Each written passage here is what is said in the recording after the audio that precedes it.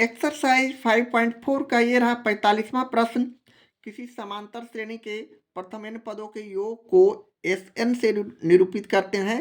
यदि Sn बराबर n square p और Sm बराबर m स्क्वायर पी, जहाँ m is not equal to n है, तो सिद्ध करें कि Sp बराबर पी क्यू। यह हम लोग पहले मान लेते हैं अपने सॉल्यूशन में, यानी मान लिया कि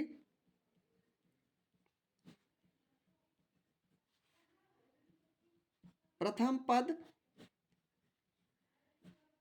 बराबर a और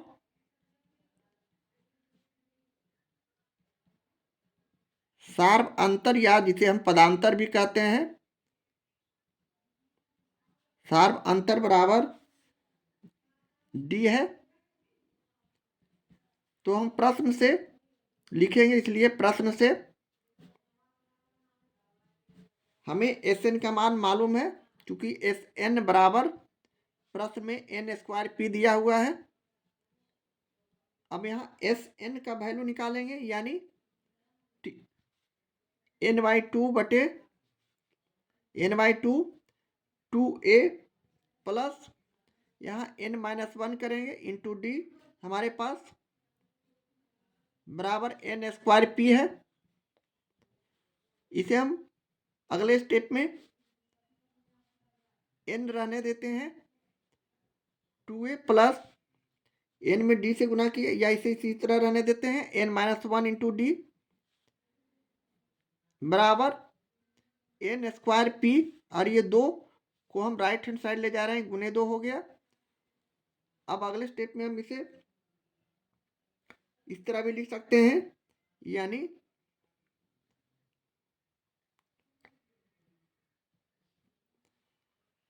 टू ए, इसे अगले स्टेप पे हम 2a plus n-1 into D लिखते हुए, इस यह n गुना में है तो इसे हम इस तरह भाग में कर देंगे।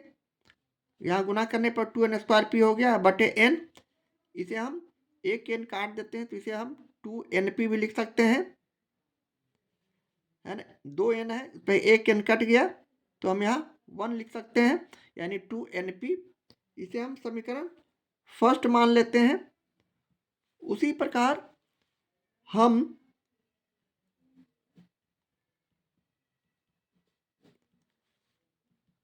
प्रश्न से लेते हैं, यानी Sm बराबर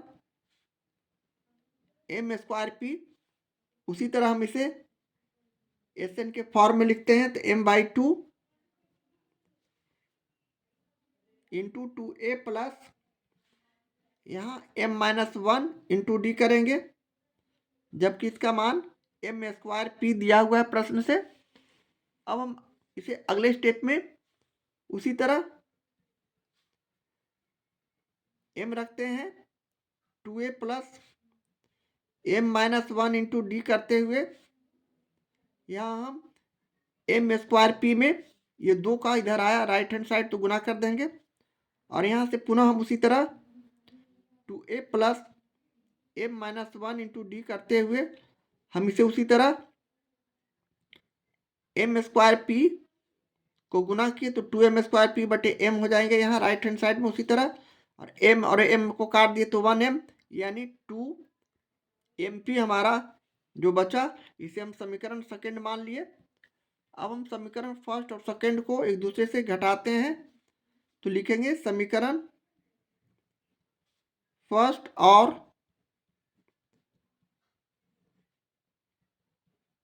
सेकंड से।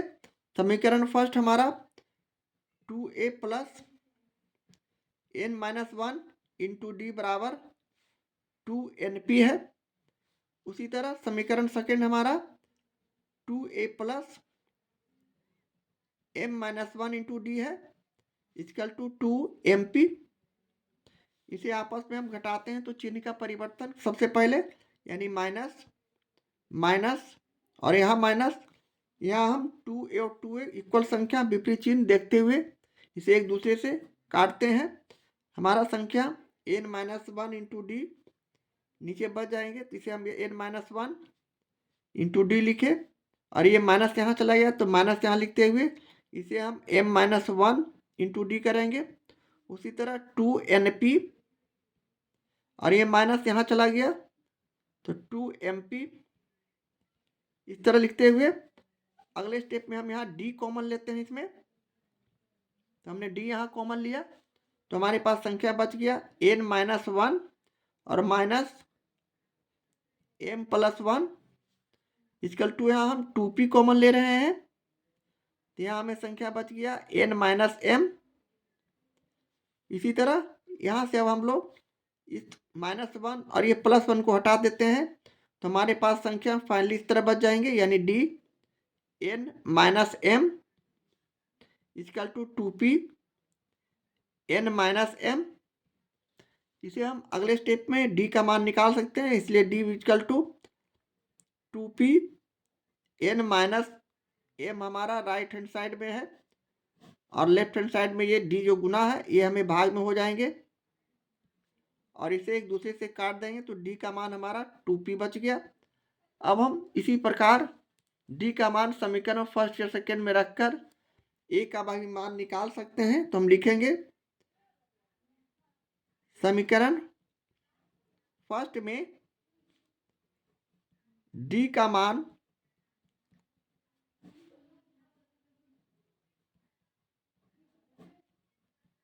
रखने के पर समीकरण फर्स्ट हम लिखेंगे, यानी 2a plus n-1 into D बराबर 2np हमारा पहला समीकरण है।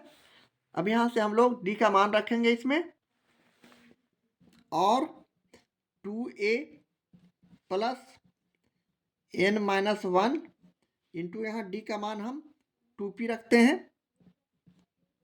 Equal to 2np। अब हम बारी बारी से इसे उसी तरह गुना करते हैं। 2a प्लस n में 2p से गुना किया 2np हो गया, -1 को 2p से गुना किया तो -2p हो गया इक्वल टू 2np। अब हम ब्रैकेट हटा इस बराबर के चिन्ह के इधर लाते हैं, यानी 2a plus 2np minus 2p equal, यहाँ माइनस का चिन्ह देंगे और 2np को लेफ्ट हैंड साइड लाते हैं तो हमारा संख्या बच जाता है, या फिर इसे राइट हैंड साइड ले जाते हैं तो हम यहाँ प्लस 2np को राइट हैंड साइड ले जा रहे हैं। इसे हम यहाँ से हटाते हुए चलिए 2a minus 2p left hand side वाले संख्या को रहने दिए, -2np को राइट हैंड साइड ले जा रहे हैं तो बराबर का चिन्ह देते हुए 2np माइनस 2np करेंगे। अब यह संख्या दोनों कट जाएंगे तो हमारे पास संख्या 2a माइनस 2p बराबर 0 बचेंगे, जिसे हम अगले स्टेप में 2a बराबर -2p है राइट हैंड साइड ले जाएंगे प्लस 2p। अब यहाँ से हम लोग a का मान इस तरह निकाल सकते हैं 2p/2 करते हुए। अब यहाँ 2 और 2 कट गए तो a का मान p हो गया। अब a का मान p लाने के बाद अब हम लोग sp यानी लेफ्ट हैंड साइड वाले संख्या को लिखते हैं। लेफ्ट हैंड साइड बराबर sp है, जैसे कि हमें यहाँ सिद्ध करना है sp बराबर pq, तो sp बराबर हम pq ले आते हैं तो हमारा राइट हैंड साइड आ जाने के बाद हम इसे साबित कर सकते हैं। तब यहाँ हम sp लिखने के लिए उसी तरह Sn के फॉर्म में p/2 2a plus p-1 into D लिखते हुए इसमें हम a और d का वैल्यू रखते हैं जो हमने निकाला है अभी तुरंत, यानी p/2 2a यानी 2 गुने p, a का मान हमने p निकाला है, प्लस p-1 इंटू डी का मान हम यहाँ 2p रखते हैं। इस तरह लिखने के बाद अब हम लोग अगले स्टेप में पुनः इसके कैलकुलेशन को आगे बढ़ाते हुए p/2 2p और प्लस इसे हम 2p² गुना करते हैं बारी बारी से तो प्लस 2p² माइनस 2p करेंगे। अब यहाँ प्लस 2p है, यहाँ माइनस 2p है, यह एक दूसरे से कट जाने के बाद बाहर हो जाएंगे। इसके बाद हम अगले स्टेप में पुनः इसे p/2 लिखे और यहाँ गुना का चिन्ह देते हुए 2p² किए।